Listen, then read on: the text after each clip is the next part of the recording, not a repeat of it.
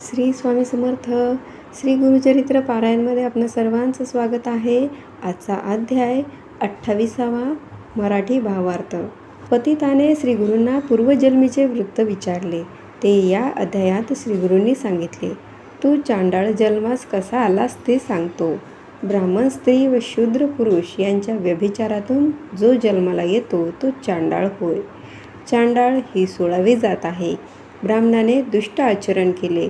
कुलदैवत सोडून इतर देवतांचे पूजन केले. सदा जीवांची हत्या, खोटी शपथ, कन्येची विक्री, शूद्रांच्या हातचे जेवण, त्यांची संगत केली.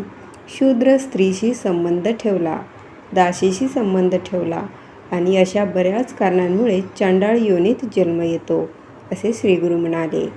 श्रीगुरू पतिताला म्हणाले, तू पूर्वी ब्राह्मण होतास. गुरु, माता, पिता यांना दूषणे दिलीस म्हणून तुला चांडाळाचा जन्म आला. आता तू जर संगमावर 1 महिना स्नान केलेस तर तुझा दोष जाईल व पुन्हा तुला ब्राह्मणाचा जन्म येईल. पतित म्हणाला, स्वामी, मी आपल्या दर्शनानेच पवित्र झालो. मी शरणागत आहे.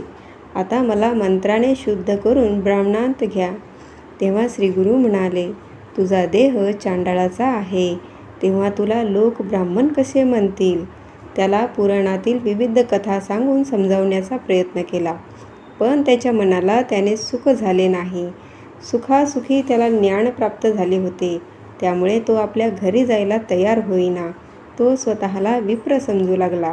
त्याची पत्नी व मुले त्याला न्यायला आली, पण तो त्यांना जवळसुद्धा येऊ देईना. मला शिव नकोस असे म्हणून पत्नीला मारायला धावून गेला.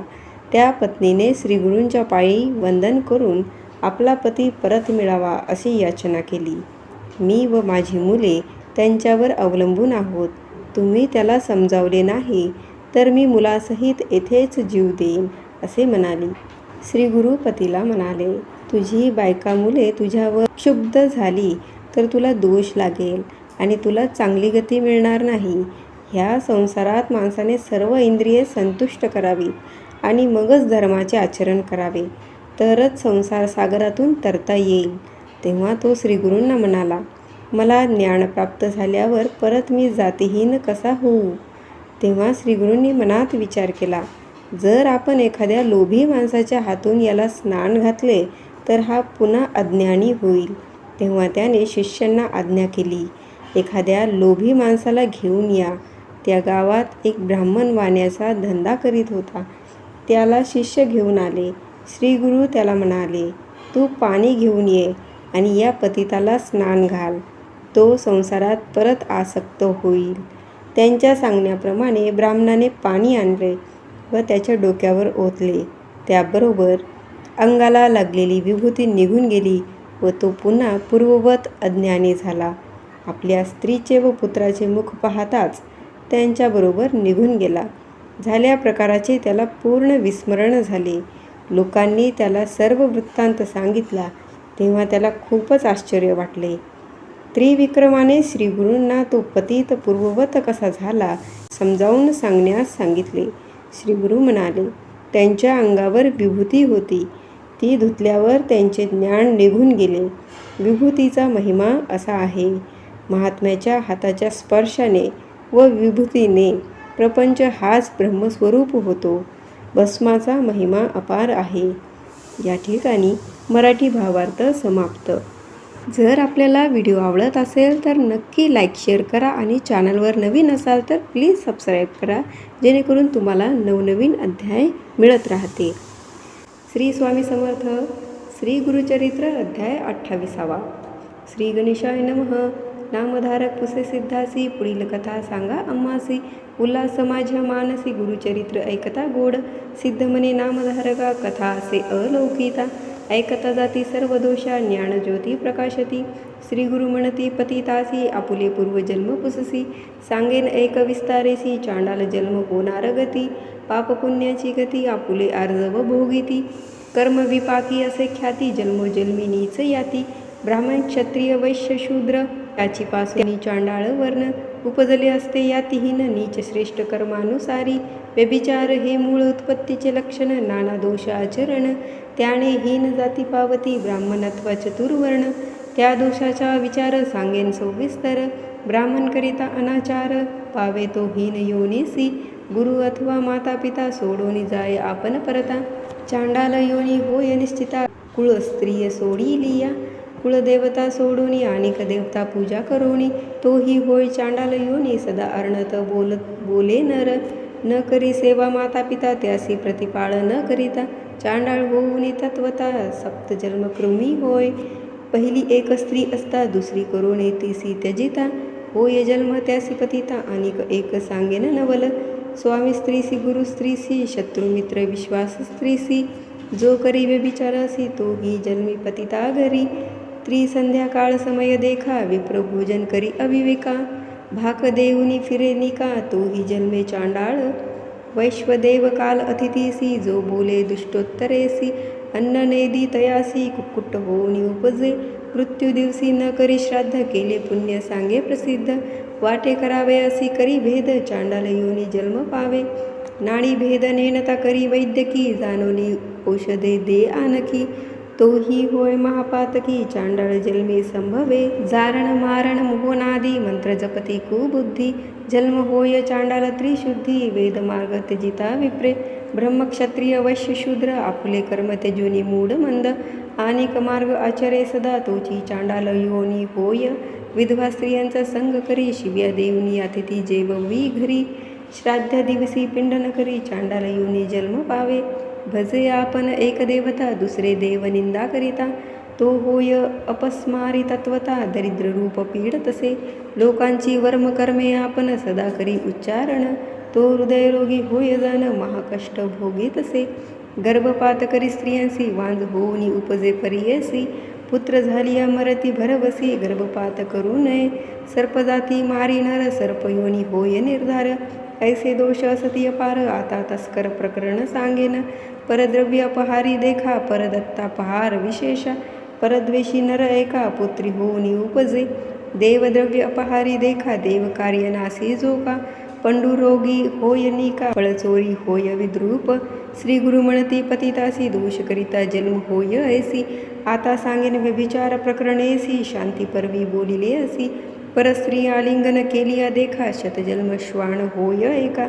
पुढे मागुती सर्पजन्म नेका भोगी दुःखा अवधारी. परस्त्रियेचे मुख न करावे अवलोक. जरी पाहिल कुबुद्धिक चक्षुरोगी होईन उपजे. ऐसे तया पतितासे श्री गुरु आपण निरोपिती. ऐकत होता त्रिविक्रम भारती प्रश्न केला श्री गुरुसी. स्वामी निरोपिले धर्म सकळ ऐकता जाहले मन निर्मळ. जरी घडले एक वेळ पाप जाय खवने परी. श्री गुरु म्हणती त्रिविक्रमासी प्रायश्चित असे पापासी. पश्चाताप होय ज्यासी त्यासी पाप नाही देखा. पाप जरी असेल थोर केले अंतकरणी असेल खोचले. त्यासी प्रायश्चित्त असे भले कर्म विपाकी बोलली ऐसे. प्रायश्चित्ताचे विधान सांगेन ऐका स्थिर मने. ऋषींचे असे वचन प्रकार असे ऐका तुम्ही. अज्ञानकृत पापासी पश्चातापे शुद्ध परियेसी. गुरुसेवा तत्परेसी केलिया गुरु निवारील. नेनता पाप केलियासी प्रायश्चित्त परियेसी. प्राणायाम द्विशतेसी पुण्यतीर्थी 10 स्नान. स्त्री पुरुष दोघांत एक पाप पुण्य करीत. दोघा समघडे हे निश्चित दोघे आचरावे प्रायश्चित्त. आणखी असे एक प्रकार त्याने होय पाप दूर. गायत्री जप 10 सहस्र विप्रा 12 भोजन द्यावे. तिल हवन 1 सहस्र करावे वेद मंत्रे. याचे नाव गायत्री कृच्छ. श्री गुरु सांगती त्रिविक्रमासी. प्राजापात्य कृच्छ देखा असे विधी अतिविशेषा. भोजन करावे 1 भुक्तिका अथवा अयाचित भिक्षा. उपवास करावे 3 दिवस. स्मरण करावे श्री गुरुचरणास. येणे जाती सौम्य दोष जे आपणासी सामान्य. 3 दिवस घृत घेऊन क्षीर घ्यावे दिवस 3. 3 दिवस वायू भक्षुनी पुन क्षीर 21 दिवस. एखादा असेल अशक्त त्यासी असे हे वृत्त. तिळगुळ लाह्या पीठ उपवास करावे. आणिक एक असे प्रकार करावा चांद्रयान आचार. कुक्कुटांप्रमाणे आहार ग्रास घ्यावे वर्धमाने. आपले पाप प्रकुटूनी उच्चारावे सभास्थानी. पश्चातापे जळूनी जाय पाप अवधारा. आता सांगेन तीर्थकृच्छ यात्रा करिता पवित्र. वाराणसी श्वेत पर्वत स्नान मात्रे पाप जाती. वरकड तीर्था गेलियासी गायत्री जप सहस्त्रेसी. पाप जाय त्वरितेसी अगस्त्य वचन बोलिले असे. समुद्र सेतू बंदेसी स्नान केलिया पर्येसी. भ्रूण हत्या पापनाशी कृताग्नाधिक पातके. विधिपूर्वक सूचिसी जपा कोटी गायत्रीसी. ब्रह्महत्या पापनाशी ऐकत्री विक्रमा ऐकचित्ते. पवमान सुक्त चत्वारी पठन करिता ब्रह्महत्या दुरी. इंद्रमित्र अवधारी 1 महिना जपावे. पंचमास 6 मास मिताहार करुणी पुरुषे. पुरुष सुक्ते पापनाश पंचमहादोष जातील. त्रिपदा नाम गायत्रीसी जपती जे जन भक्तीसी. घमर्षण त्रिरावृत्तेसी सप्तजन्म पाप जाय. आणखी असे विधान देखा अज्ञानकृत दोषाधिका. अनुतप्त होऊन विषेखा पंचगव्य प्राशन करावे. गोमूत्र गोमय क्षीर दधी घृत कुशसार. घ्यावे असे विधिसार प्रथम दिवसी उपवास. नीलवर्णीचे गोमूत्र कृष्णवर्णी गोमय पवित्र. ताम्रगाईचे क्षीर शुभ्र श्वेतधेनूचे दधी घ्यावे. कपिला गाईचे तूप बरवे ऐसे पंचगव्य घ्यावे. एकेकाचे भार सुभावे सांगेन एका विधान. गोमूत्र घ्यावे पावशेर अंगुष्ठार्ध गोमय पवित्र. क्षीर 2.25 शेर दधी 3 पावशेर घ्यावे. घृत घ्यावे पावशेर तुतुकेच मिळवावे कुशसार. घेता मंत्र निर्धार विस्तारोणी सांगेन. कुशांसहित 6 रसांस एककासी मंत्र पृथक असे. प्रथम मंत्र इरावती ऐसे इंद विष्णू. दुसरा देखा मानस्तोके मंत्र. तिसरा चौथा प्रजापती मंत्र. पंचम गायत्री उच्चारा. 6वा व्याहती प्रणवपूर्वक. ऐसे मंत्रोणी पंचगव्य घ्यावे. अनुतप्त होवनी एक भावे. अस्थिगत चर्मगत पूर्व पापे नासती अवधारा. गायी न मिळे इतुके जिन्नसी कपिला गाय मुख्य पर्येसी. जाती दोष दर्शन मात्रेसी कपिला गायी उत्तम. पातक घडे ज्यासी प्रायश्चित्त असे त्यासी. जगद्गुरु दर्शन संतोषी अनुग्रहे पुनीत. एखादा वेदशास्त्रज्ञ स्वधर्माचार अभिज्ञ. त्याच्या अनुग्रहे पापघ्न पुनीत होय अवधारा. ऐसे श्रीगुरु त्रिविक्रमासी प्रायश्चित्त सांगस्ती विस्तारेसी. समस्त विप्र संतोषी ज्ञान प्रकाश होऊनिया. श्रीगुरु म्हणती पतितासी पूर्वी तू विप्र होतासी.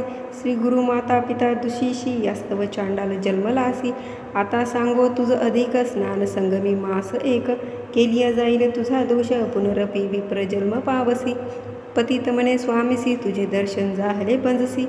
कावळा जाय मानस सरोवरासी राजहंस केवी होय. तैसे तुझे दर्शन मात्रे आपण झालो पवित्रे. तारावे आता माते शरणागता रक्षका. तुझे दर्शन सुधारसी आपण झालो ज्ञानरासी. अभिमंत्रोणी आता मजसी विप्रांमध्ये मिळवावे. ऐकोनी तयाचे वचन श्रीगुरु बोलती हासोन. तुझा देह जातीहीन केवी विप्र म्हणती तुझ. पतिताचे सुधारसी वर्धता तुझे रक्त मांसासी. ब्राह्मण म्हणती तू ते कैसी सकळ निंदा करतील. पूर्वी ऐसा विश्वामित्र क्षत्रिय वंशी गाधी पुत्र.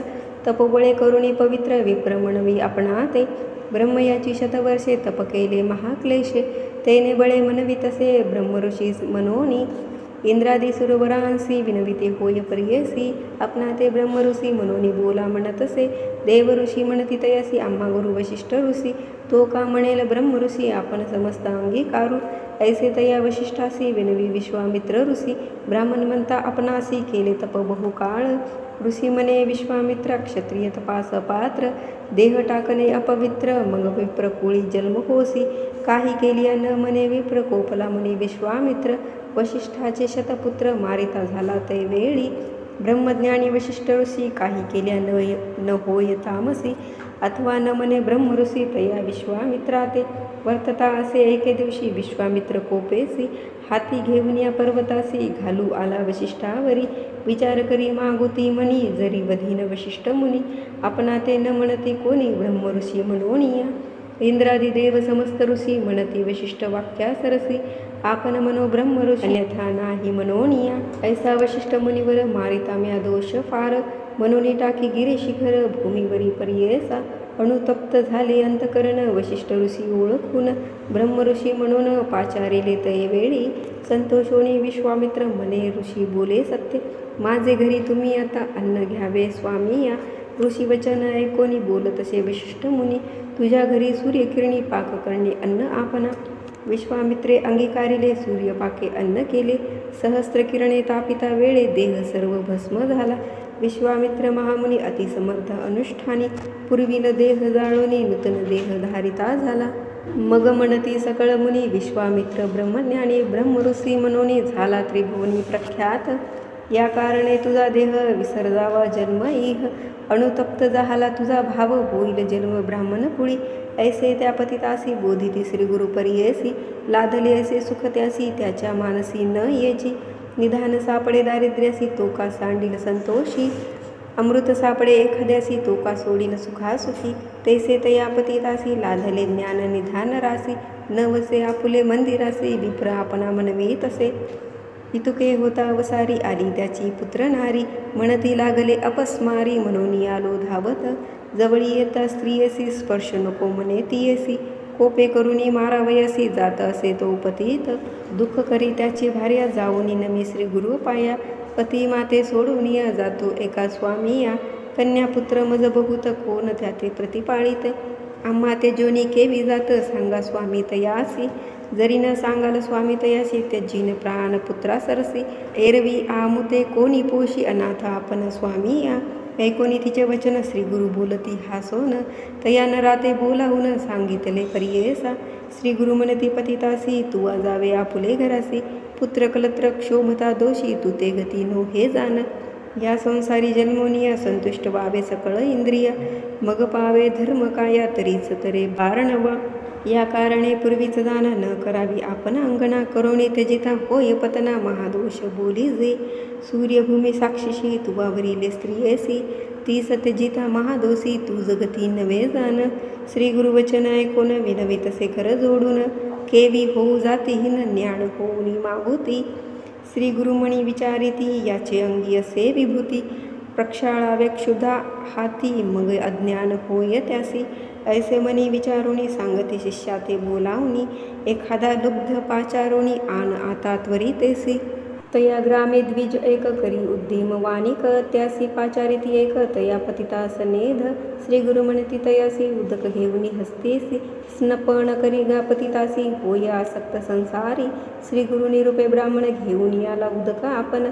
पतितावरी घालिता क्षण गेली विभूती धुवोनिया. विभूती धुता पतिताचे झाले अज्ञान मन त्याचे. मुख पाहता स्त्री पुत्रांचे धावत गेला तयांजवळी. आलिंगोनी पुत्रासी भ्रांती झाली म्हणे त्यासी. का आलो या स्थळासी तुम्ही येणे कोण काज. ऐसा मनी विस्मय करी आपल्या घरा गेला पतित.